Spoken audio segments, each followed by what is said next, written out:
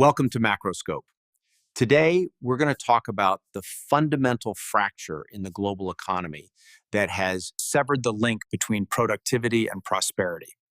We are examining the structural mechanics behind the erosion of the middle class and why, despite record-breaking market numbers, the tangible reality of the American dream is slipping out of reach. In 1955, a single mechanic could support a wife and 3 children, buy a home, and drive a new car on just one income. Today, 2 software engineers working 60-hour weeks struggle to afford a modest 2-bedroom apartment.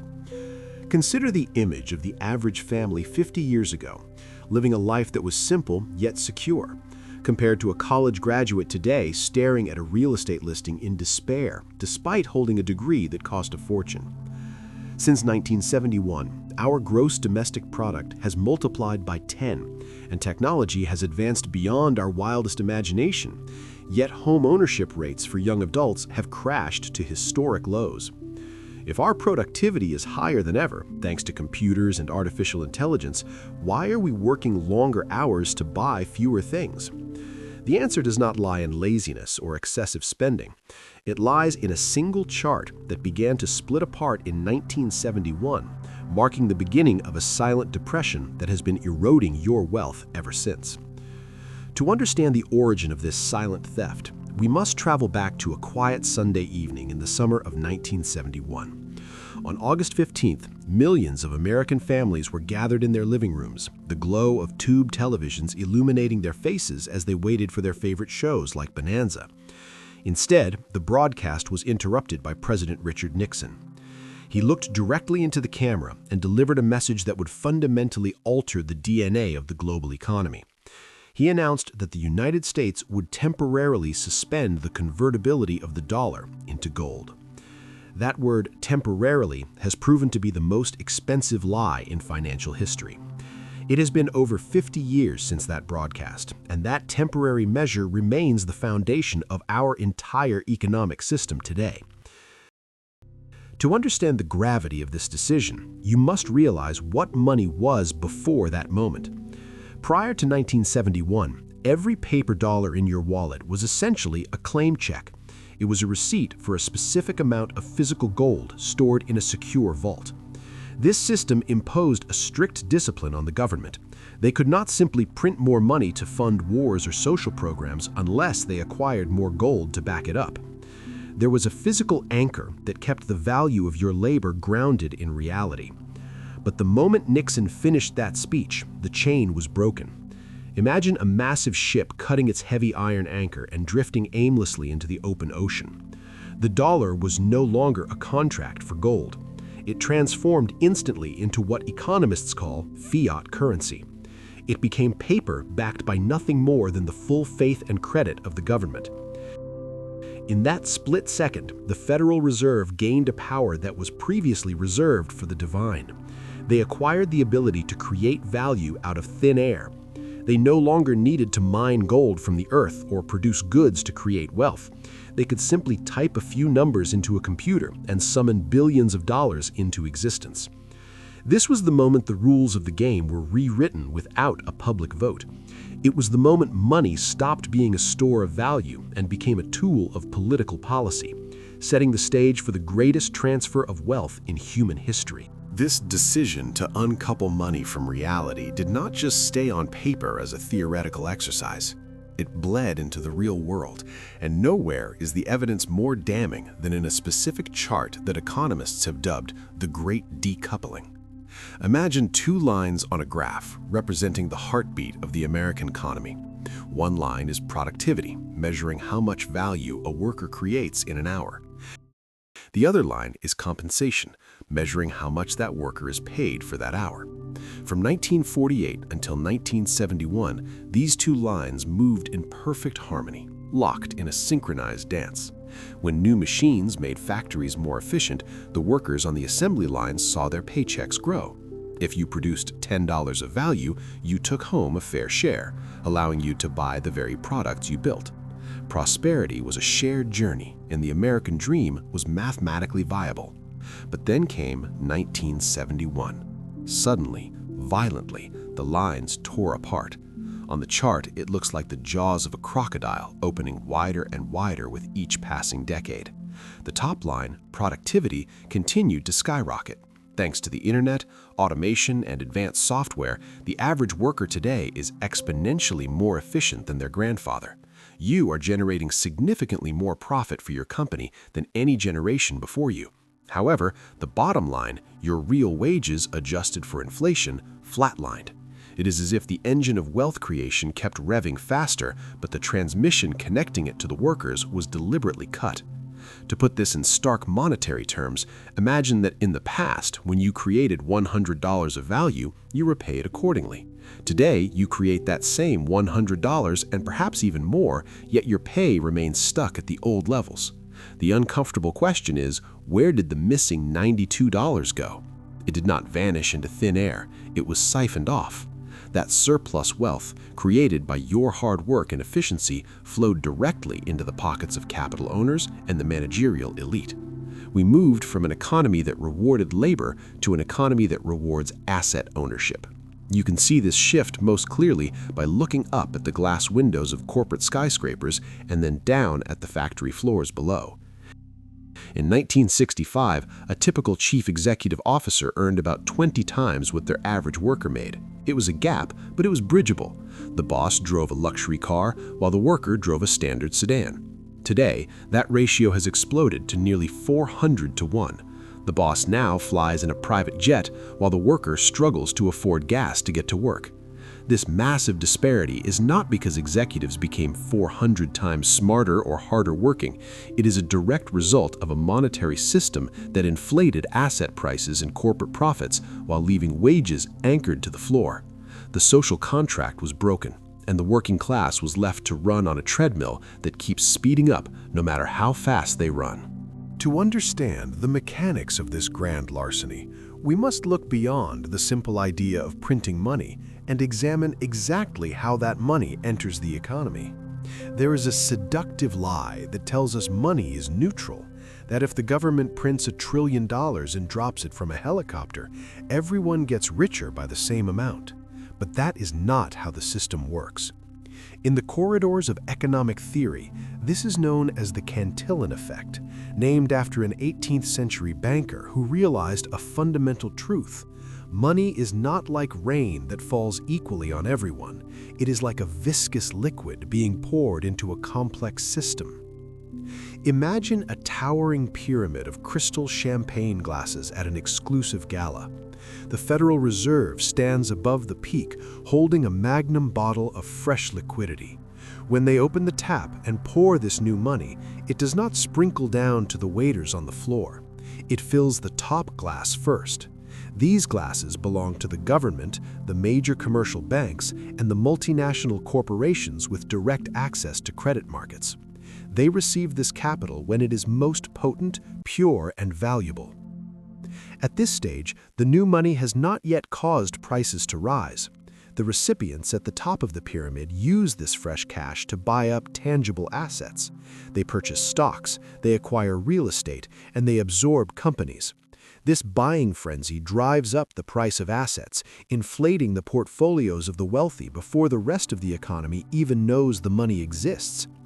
As the liquid overflows from the top classes, it begins to trickle down to the next tier and then the next. But by the time it reaches the bottom of the pyramid, where the wage earners, the retirees, and the small business owners are standing, the liquid has changed. It is no longer pure purchasing power. It has been diluted by the rising tide of prices caused by those at the top. When the money finally reaches your bank account in the form of a slight wage increase or a stimulus check, the damage has already been done. The price of the house you wanted to buy has doubled. The cost of groceries has surged. The rent for your apartment has spiked. You are receiving the money last, which means you are the one paying the higher prices that were bid up by those who got the money first. This creates a cruel and paradoxical cycle where the wealthy get richer specifically because of inflation, while the poor get poorer because of it. The wealthy hold assets that rise in price when money is printed, effectively riding the wave. The working class holds cash and labor, both of which lose value as the flood of new money erodes their purchasing power. This is not a theoretical model. We witnessed the most aggressive demonstration of this effect in living history just recently. During the pandemic of 2020, the Federal Reserve went into overdrive, printing nearly 40% of all US dollars that had ever existed in the nation's history within a span of months. The result was a textbook case of the Cantillon effect. While Main Street businesses were shuttered and millions filed for unemployment, the stock market detached from reality and soared to all-time highs. In that brief period of chaos, American billionaires added $1.2 trillion to their collective net worth. Meanwhile, down at the bottom of the pyramid, the average worker saw their real wages, adjusted for the soaring cost of living, decline by 3%. The system worked exactly as designed, acting as a vacuum that sucked value from the bottom and sprayed it over the top. This was not a mistake of policy. It was a feature of a monetary system that privileges those closest to the printer at the expense of everyone else. You might be asking yourself a logical question. If the currency is losing value so rapidly, and the wealthy are absorbing the majority of new wealth, why does the government report on the nightly news that inflation is low and stable? The answer lies in a clever sleight of hand regarding how we measure the problem. We are told to trust the Consumer Price Index, or CPI, as the definitive thermometer for the economy. But over the last few decades, the government has quietly replaced the thermometer with one that is designed to never show a fever. There is a profound difference between the Consumer Price Index and the actual cost of living. The cost of living is what you actually pay to survive and maintain your standard of living. The CPI, however, is a statistical model that has been engineered to hide the truth through a series of mathematical tricks. The first trick is known as substitution. In the past, the inflation basket tracked a fixed list of goods. If the price of steak went up, the index went up. But today, the model assumes that if the price of steak rises, you will simply stop buying steak and switch to cheaper chicken. If the price of chicken rises, the model assumes you will switch to grain or perhaps even insects. The index then reports that your food costs have remained stable because you switched to a cheaper alternative. The statistic remains flat, but your quality of life has collapsed. The government essentially claims that inflation is zero because you have successfully lowered your standard of living to match the devaluation of the currency. The second trick is called hedonic adjustment. This allows bureaucrats to adjust prices based on quality improvements. If a new smartphone costs $1,000 today, but the camera is twice as good as the old phone that cost $500, the government might calculate that the price of the phone actually fell. They argue that you are getting more technology for your money. However, this logic fails in the real world. When you stand at the checkout counter, the cashier does not accept megapixels or processing speed as payment. You still have to pay the full $1,000. The theoretical price may have dropped in a spreadsheet in Washington, but the actual amount of money leaving your wallet has doubled. But the greatest deception involves the most expensive item in your budget, which is housing.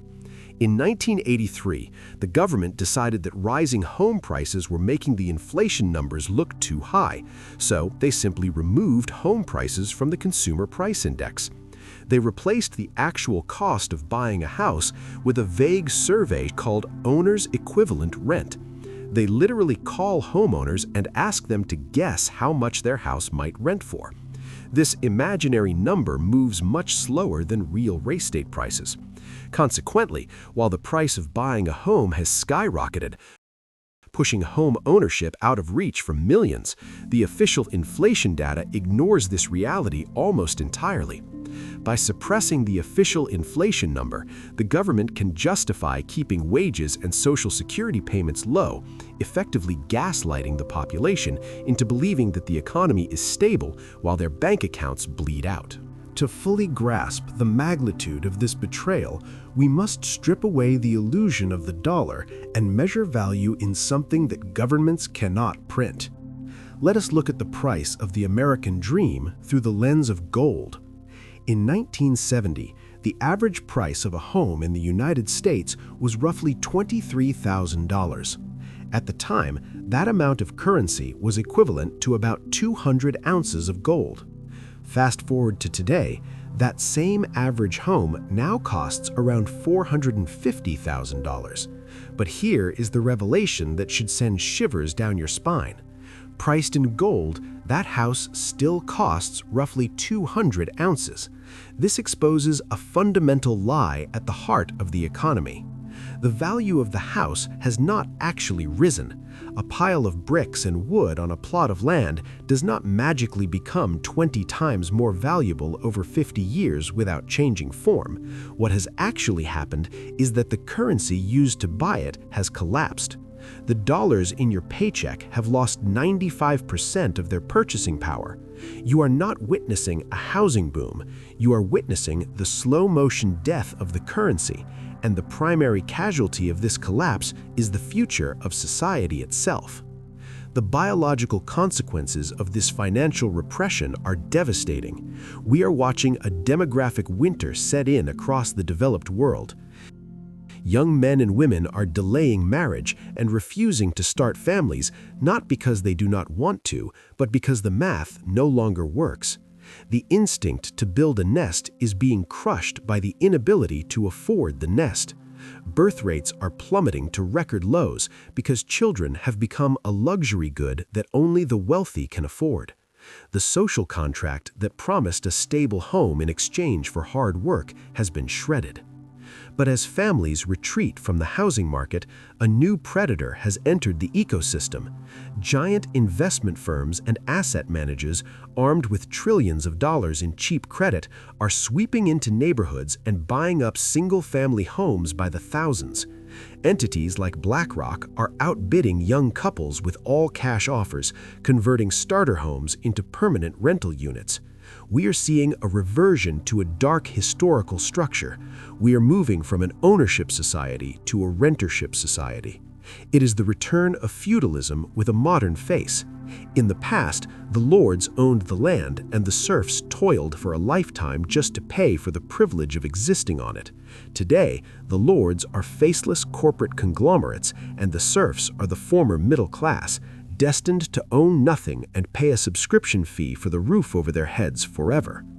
The harsh reality is that you cannot vote your way out of this system, and you cannot wait for the government to fix a problem that they benefit from. The only way to win is to stop playing the game of the victim and start playing the game of the owner. You must understand that in a world of unlimited printing, cash is trash. Saving your hard-earned life energy in a currency that can be devalued at the whim of a central banker is a guaranteed path to poverty. To protect yourself and your family, you must convert your depreciating paper into hard assets that cannot be printed.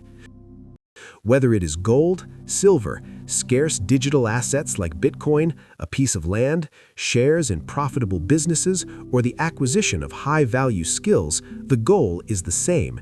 You must own something finite. The year 1971 changed the rules of engagement forever. You can choose to be angry about the theft, or you can learn the new mechanics of wealth. Do not try to win this game using the obsolete rulebook of 1950. The era of the saver is over. You must become an owner before the opportunity to own anything slips away completely. If you want to continue decoding the hidden forces that shape your financial reality, make sure you are subscribed to this channel. The world is changing fast, and knowledge is the only asset they cannot inflate away.